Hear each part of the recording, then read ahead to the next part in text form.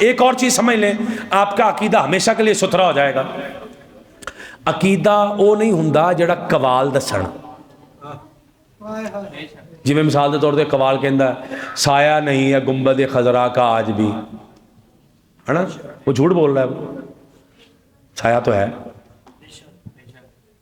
وہ جھوٹ بول رہا ہے، لوگوں کا ایمان تباہ کر رہا ہے۔ جو مدینے گیا اسے پوچھو ہے کہ نہیں گنبد خضرا کا سایہ ہے؟ اب جس بندے نے جانا ہے وہاں پہ اور اس نے قوالی سن کے گیا ہوا ہے، اس نے تو کہنا یہ سنی جھوٹ بول رہے ہیں، حالانکہ ساڈا اس قوال نہ تعلق ہی کوئی نہیں، ساڈا تو کوئی تعلق نہیں اس گل نال ہی۔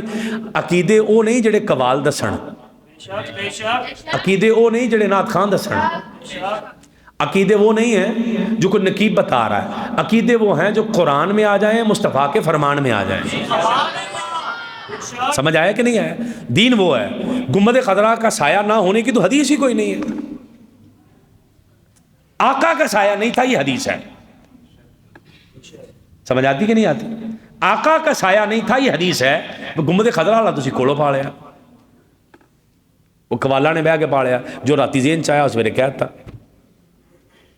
بعد میں اس پہ اڑ گئے۔ اس قوال کو لے جائے جا کے دکھائے سایہ، پھر کیا جواب دے گا کہ ساری زندگی جھوٹ بولتا رہا لوگوں کے عقیدے خراب کرنے کے لیے؟ میری بات آپ کو سمجھ